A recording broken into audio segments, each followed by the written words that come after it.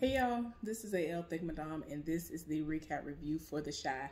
Just giving y'all a heads up right now, I got me a little bitty cup of frozen margarita that I've made. Yeah, I don't really drink like that, but when I do have an alcoholic beverage, 99% of the time it is a frozen margarita because I'm not a drinker like that. So anyway, just to give y'all a heads up, because I will be sipping from time to time. I don't get inebriated. I have never been inebriated. I haven't even been tipsy before. So I want to put that out there as well. So anyway, I'm trying to put this video out and record it before it gets loud again, because the foolishness has decided to rear its ugly head today. And hopefully I'll have enough time to at least record this video and all of that before it really becomes a full-on ruckus again. So anyway, this episode of The Chi is the second episode entitled Cooley High. So y'all, it opens showing Emmett in the middle of having a nightmare, and his wife is chasing after him, threatening to kill him, despite the fact that their child is in the next room sleeping, because she has found out that he is cheating on her. But again, like I said, this is a nightmare. And it just got so bad that she waking him up out of his sleep. He ain't concentrating at all. He doing everything just 100% focused on that. If this is eating you alive like that, you definitely need to go ahead and say something. Because you ain't gonna never get where you need to be. And like, you never gonna be 100% free. No matter how she responds, whether it's staying beside you yet again or leaving you, you need to just let the chips fall where they may, because this is no way to live. You did what you did. You should have said something instead of proposing to her off rip and then work through that if there was something that she felt like she would be able to work through that time, and then go forward. But no, you want to sit up here and propose knowing that you knew you was dead wrong. But anyway, tired of my spirit. Like, it's just like, why put yourself through that when you ain't got to? That's stupid to me. So anyway, Kevin walking around the house like a zombie. He be coming to the house, like I already told y'all before. He been high, drunk, toe down, and some more. And his parents are like, we've been letting a whole lot of stuff slide, despite what you've gone through. They talking about taking his phone away and replacing it with a flip phone, taking his games and stuff away. Like, he's really, really great playing video games. He done went in the kitchen looking for like some cheese puffs or something, because I guess he coming down off a high, or he just want to eat junk food before he leave out. And he get mad once he finds out that the food is gone because of Keisha. She pregnant, so she eating everything in sight. It is what it is. But his mama had to come slap him because he over here doing the most. And I'm just like, bruh, please stop. But yeah, nothing is working, and he has the college tour coming up. You know, and he ain't acting very enthusiastic about it. And I'm pretty sure it has a whole lot to do with being beat down and being traumatized by what he has witnessed happen to his friend and to himself. So yeah, he ain't in that great of a mood anymore. And so everybody looking at him like, bruh, this is crazy for you to act like this. So he's supposed to be getting ready to go out for that and leave, because they're going to be on a bus to go and see the different schools or whatever, however the setup is going to be for that. Because I don't know if their setup was the way it was all the times that I've gone on college tours, but I went to Louisiana twice before Hurricane Katrina on college tours. I went to the DMV for college tours. I went to Tennessee. I mean, I went to several different places, but Louisiana and the DMV was the best experience that I ever had, especially when we added the historical aspect to it. We did Florida. We did like a lot of places like that. So yeah.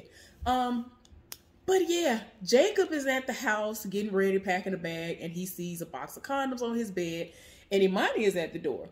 And so he like acting all like he guilty. And she had to say to him, I know that those aren't yours. I put them there for you. I don't want you to be getting out here acting a fool. I would prefer you don't do nothing. But if you're going to do something, I want you to be safe. So everybody is basically telling him, you know, do what you do. I'm glad that you're excited. And Jacob actually told his brother that he loved him, initiated it, and he said it back to him. And I mean, like, y'all know the last episode, they had to jump the police officer who set it off on him, who beat the living daylights out of Jacob. So they set it up for him to get beat down. Everybody's on the bus and they riding along, and his girlfriend, Kevin, his girlfriend is trying to make a post that she wants to put up on Instagram or on some form of social media. And she's talking about how she's excited for this and that she plans on majoring in this, that, and the other. And then she asks him what he plans on majoring in. And he was just like, I haven't decided yet. So she done took it, and she in her feelings to myself, see, I can't post that. We have to be, you know, I have to be able to post this. We should be equals.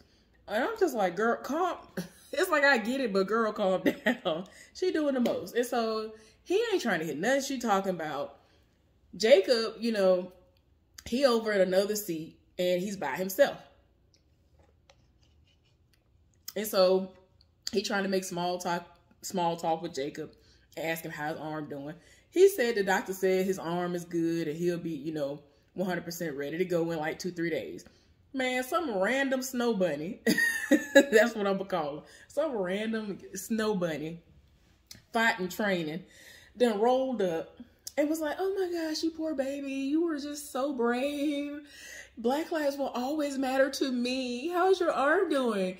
And he was like, oh man, it's so terrible. The doctor said it's gonna take 2, 3, 4, 5, 6 months before it heal how it's supposed to heal. And so she was like, oh, I wish it was something that I could do to make you feel better. And then she rubbing all on his thigh. He was like, oh, I can think of plenty of things. And I'm like, whoo, it's just the whole, this is the whole inner, just the whole isms and things for me. I just can't. What's wrong with you? What's wrong with these people? Y'all, so anyway, Keisha is working at this bookstore or thrift store, or like, I feel like it's a Goodwill type situation, because at first I was like, is it a bookstore? But then I started seeing other stuff.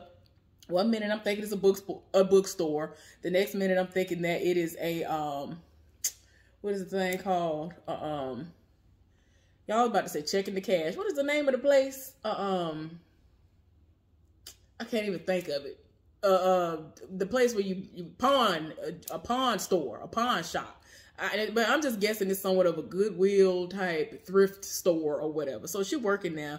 She's trying to get the hang of things, and lines long, people in their feelings. And I'm like, look, and this helpful, whoever is training her is like trying to put all this stuff on her to do. And I'm like, girl, she already don't want to be there. She about to pop in a minute now. Like, why is we doing this? So anyway, y'all, she trying to get the hang of that. So meanwhile, while all this going on, Doodah then rolled up to the hospital. So I'm saying to myself, who we in the hospital to see? I ain't think none of it. And, you know, the door has been heavily guarded. And so he went to go and see the officer who, you know, Trigg beat down.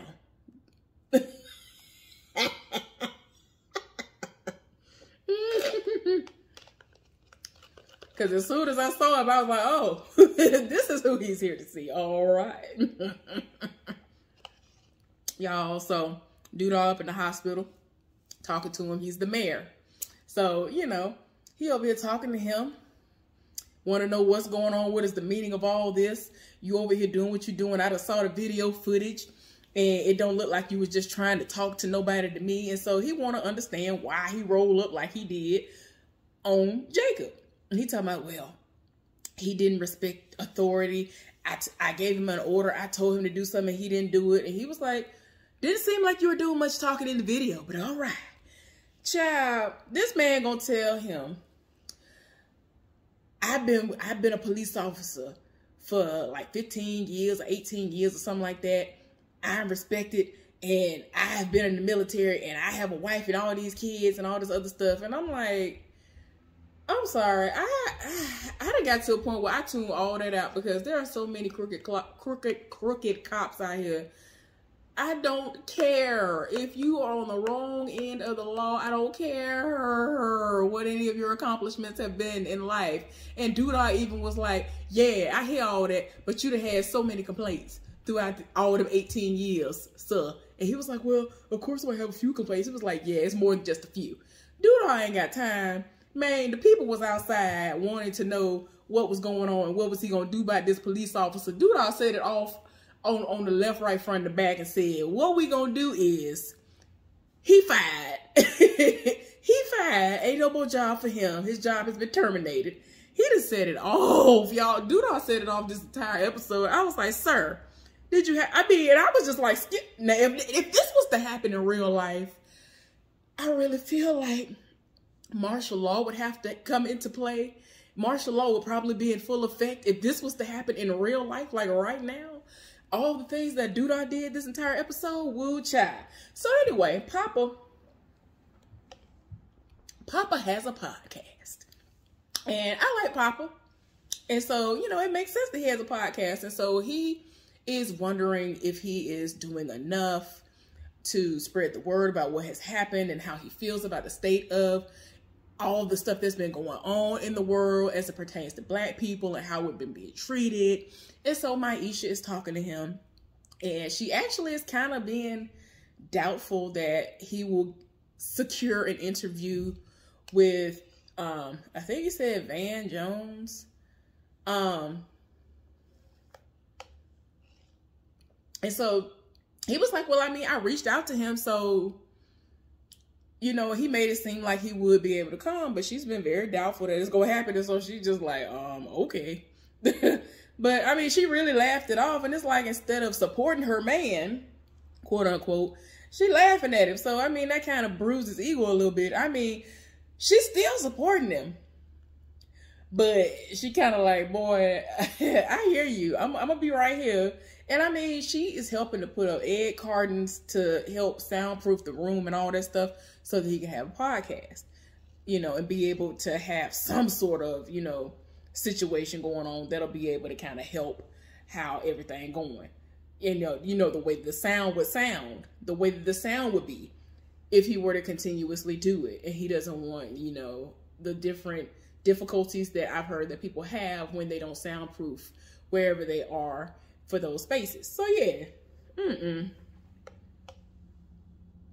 child, one of Trigg's friends, if you will, basically somebody who took a bid for Trigg, went to prison for Trigg, is getting out today. Trigg then rolled up and pulled up on him, got him out, and you know what I'm saying, he picking him up.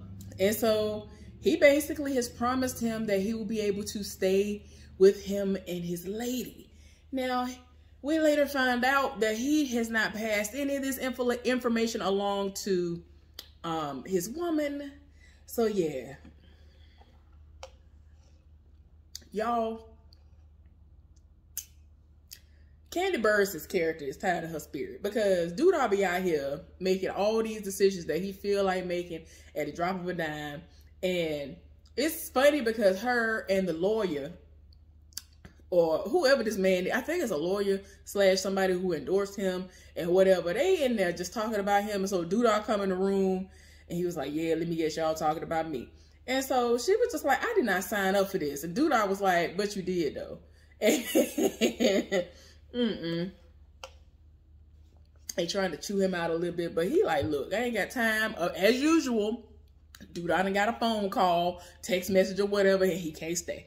So anyway, Kevin and his girlfriend are at the college tour, on the college tour right now, touring a college. And she's talking to him about the importance of everything that's going on in the world and how it is ridiculous how you have to go to college and accumulate all this debt in order to make money. And then if you want to have a better chance at making even more money, you have to get into further debt on top of the debt that you already have in order to do that, because you got to have all these degrees. So yeah, been there, done that. I fully understand. So, you know, this is a never ending argument. It is ridiculous. It is crazy. So he eventually gets into it with his girlfriend yet again. And she ain't trying to hear nothing he talking about. So he trying to figure out where Jacob at. Y'all know where Jacob at. Jacob then went and linked up with the Snow Bunny heifer, the thought in training. And some things is popping off in the bathroom. So anyway, Keisha is at her job, and Darnell and Emmett are walking through there, and he looking for some stuff, which I later connected the dots. He was looking for some vintage stuff that could go with a theme for their high school reunion. And so I was like, okay, cool. So, you know, Emmett and Keisha are still cool. So I'm like, well, you know, that's good. You know, he always checking on her, and he's not in this disrespectful place like he was when we first were introduced to him, and how they would cut buddies and all this crazy stuff, and how he used to always just try her. But yeah, he genuinely is cool with her. She could tell something was wrong with him. And so she was like, you know that you can tell me what's going on. I can give you some advice. And so he was like, that's the thing. I don't even need your advice. I know exactly what I got to do. And so she already knew what it was and was like, you know what you got to do. Just go ahead and do it. Well, the boys are roaming around. He done finally linked up with Jacob. Kevin asked him, where has he been? He was like, man, mind your business. Don't worry about where I been. So they go up this winding staircase, and then they see a room with a lot of white guys in it who are playing video games.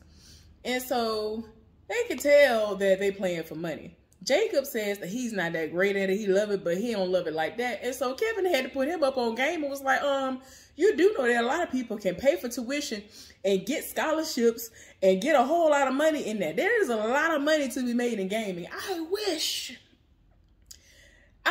that my parents had the money to buy me all these systems, because I probably would have been doing well and would have been in all these tournaments.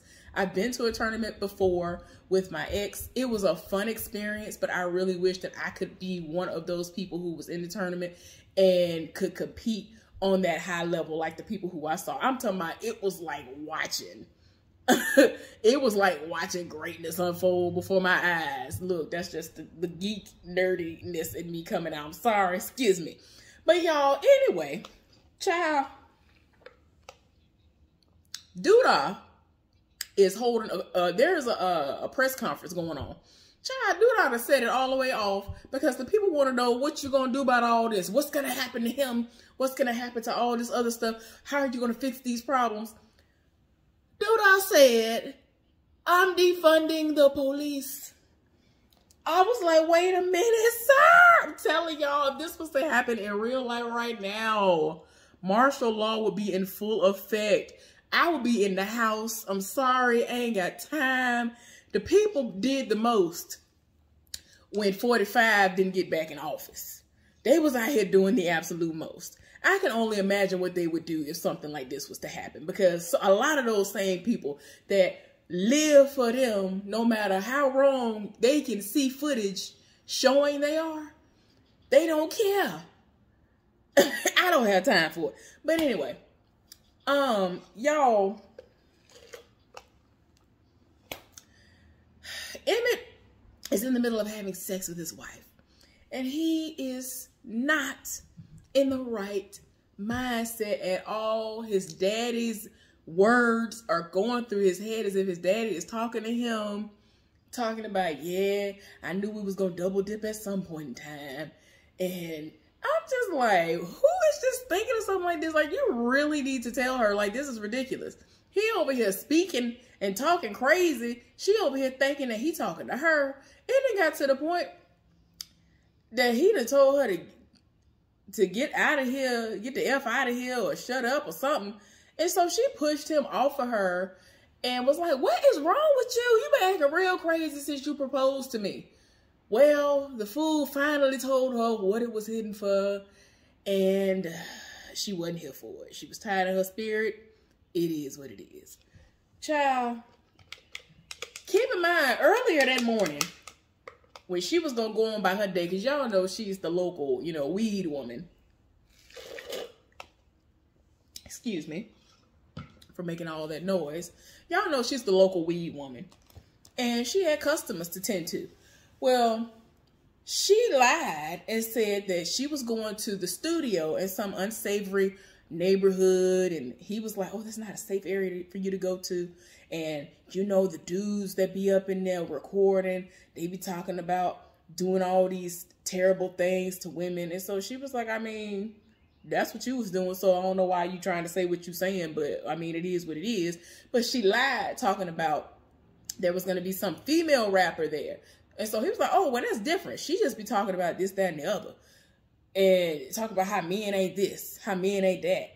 And so she was like, well, I mean, it's true. You know how you are, and you might be reformed now, but, and I was just like, ooh, child of lies. But yeah, so she went to see a client, and it was not a woman. It was indeed Corey Hardwick, I don't know why I want to say Hardwick. Corey Hardwick, who is Tia Mowry Hardwick's husband. Y'all know Tia and Samara the twins. Her husband playing some unsavory drug dealer or rapper or what, producer. I guess he a rapper, because she said she was going to the studio. So anyway, he asked her how was married life, and she said it's all right, and that she would take being bored over the drama that she was experiencing when Emmett was out here thotting and bopping. So since she's found this information out, when she left, she rolled back up on him. And they got things to popping. So I was like, oh my. Now, I feel like I forgot in my first recap review about Jada, who y'all know is Emmett's mama. She, you know, kind of having a hostile, got a groove back type of moment, even though she don't want to really refer to it as that. But old boy came to her correct. He sent her a drink when she was at that restaurant with her girls. And then he rolled up on her at her house to let her know how serious he was. And he asked her out on a proper date and straight up told her, you don't have to bring nothing. Because she was like, oh, okay, let me grab my purse. And he was like, you're not going to need that. Like, he really was coming to her like a grown man, despite the fact he's her son's age. Like, calm down. Yeah, calm down. Y'all, so anyway, of course, Trig and Imani have basically thrown a soiree, if you will, for old boy who has gotten out of prison, jail, wherever he was at doing the bid for Trig. And it has gotten out of hand. Like, there are people still arriving doing the most. He done rolled up in there, of course, because he brought him and he greeting people. And so he all excited to see everybody. He acting real ignorant. And y'all know who he is, Jason Weaver. Y'all know. If you ever saw the American Dream Michael Jackson story or whatever, he played young Michael, and he was in what, Smart Guy as Tia's brother on that show. Like, he's been in so many different things. But yeah, he's on here playing that character. So he met Imani because he'd only heard about her in that moment when he picked him up. And so he was looking at her like he liked what he saw. And I'm like, okay, are we going to do the cliche of, oh, he liked what he see because he know what her tea is? Or he liked what he see because he really liked what he see? And he really thinks that she was born a female. Like, I don't know if we finna play that role, but I'm willing to see what it's going to be. Because part of me was like, okay, did he know her before or what? But I really feel like it's going to be a situation where they're going to be like, oh, well, he already knew that she is a trans woman. So, oh, okay. Like, he really was like, oh, I see you, Trig. I see what you working with. Like, and he was telling us, can I get a hug? I'm like, you doing the most. So anyway, y'all, they are upon the night of the actual high school reunion. All of them are dressed up like people from Cooley High or whatever. And they are the only ones dressed up like that. Jada actually brought old boy, the masseuse. She brought him because he was in his feelings, first of all, because he was like, well, you know, I would love to go out with you in public. And, you know, and she kind of was in her feelings because she was like, I don't want certain people to roll up on me and try you and all these other things. And so he was like, you know, I mean, are you embarrassed or something? And so she was like, no. And it's mainly because she does not know what to identify their relationship as right now. And I'm like, I get it, but girl, you know what it is. So anyway, they've arrived and they are literally the only ones there. So it's like 5 to 7 of them dressed up like that. Everybody else was just like, well, we didn't think that this was going to really pan out the way it was going to go. So they just decided against it. But I'm like, but you didn't notify nobody? Oh, okay. Y'all, Kevin is still at the school and he's playing video games and he's winning money. Tell me why this fool done sat up here and took drugs from these folks. They popping mollies and doing X, and they doing blow, as they like to call it, blow. And I'm like, why would you do this? You already had your vape pen. You already been drinking alcohol. And so he gonna take that and then chase it with beer, and he just drinking. And I'm like, you was a fool. I didn't think you would be this stupid. And my thing is, yes, I understand you are going through something, but that is not the way to handle it.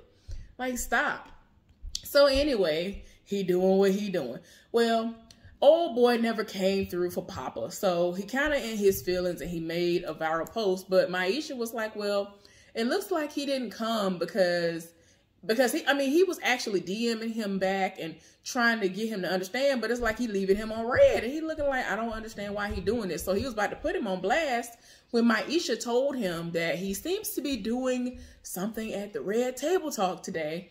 And so Papa was very, respectful of it, and he was like, well, good luck to him with this, that, and the other. And, he actually did a positive post on it, but he was in his feelings. And so she was like, well, I do have a backup plan, so it is what it is. I got you. And so she actually apologized for basically not having his back all the way and doubting him, despite the fact the man actually didn't show up. And so what she did was she did a little inspirational rap. I was like, yes, they better put this on the Shy's music track list that they normally release on a lot of these different shows every single year, because that was everything. It was very inspirational. It was very much so what is needed during this time of the racial divide and the foolishness that's been going on. So yeah, I'm here for it. Papa was so impressed. He was just like, wow, wow. And she was like, yeah, I tend to have that effect on people. Like, she be killing me when she do the stuff like that. I'm kind of disappointed because they have not given her that many speaking lines this season, because normally she's funny like she was in that moment, but she normally has a whole lot more to say. So I'm gonna see if something else pop off, but I don't know. I ain't here for it. Y'all, like I told y'all, old girl doubled back and she ended up sleeping with old boy. And he up all night and all day waiting on her. This heifer slept the night away. How many times am I gonna have to sing this song in somebody's episode? It's morning and she slept the night away. It happened, and now they can't turn back the hands of time. No, no, no. Yes, they've stolen this moment. They forgot to face one simple fact. They both belong, or at least she does, to someone else as they slept the night away. I was like, girl, don't be a hoe like him. I mean, and I get it. So part of me is like, girl, I understand, because you tired of your spirit. He done cheated on you. I done lost count. But, girl, just get it annulled. Get it annulled. It ain't been that long since they've gotten married. Get that mess annulled and be done with him.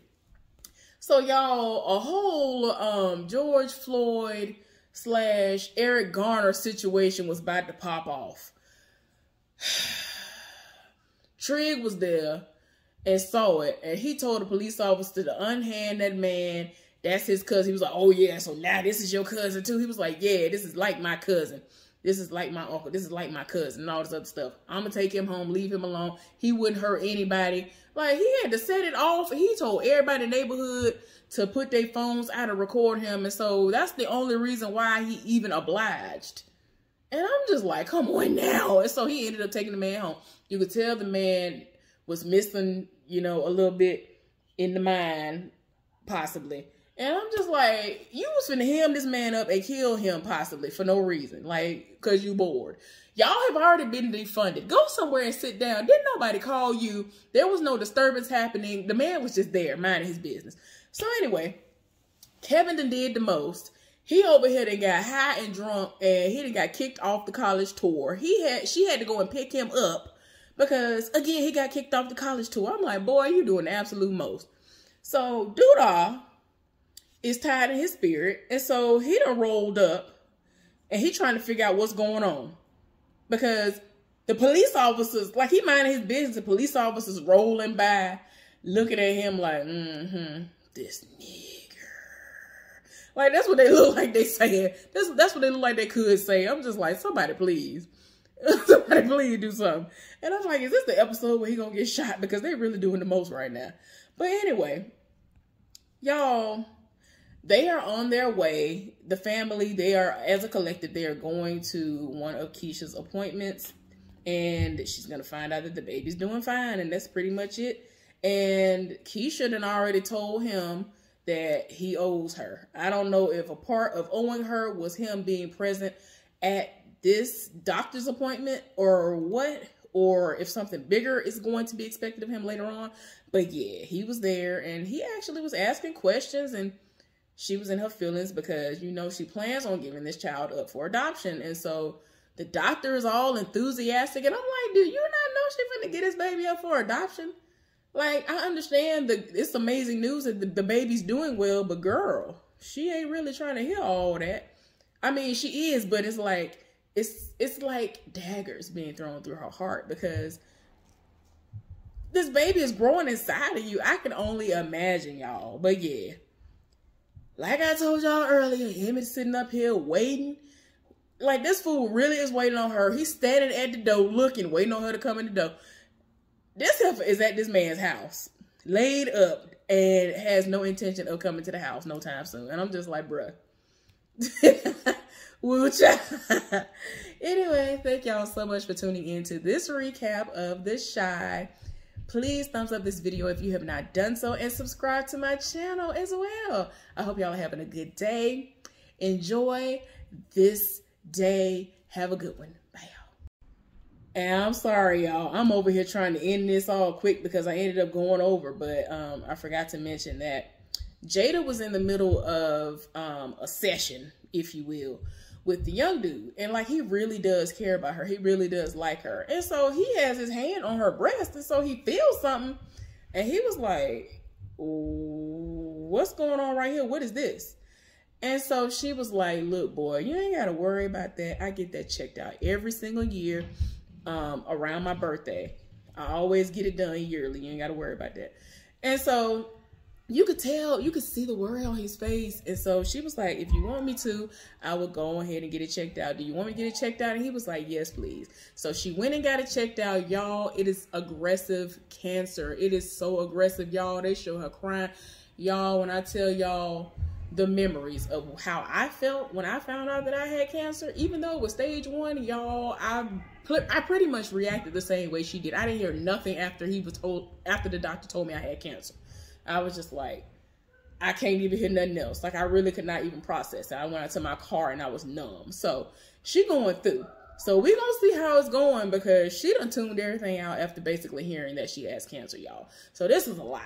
But anyway, I'm going for real this time, y'all. Y'all have a good one. Bye.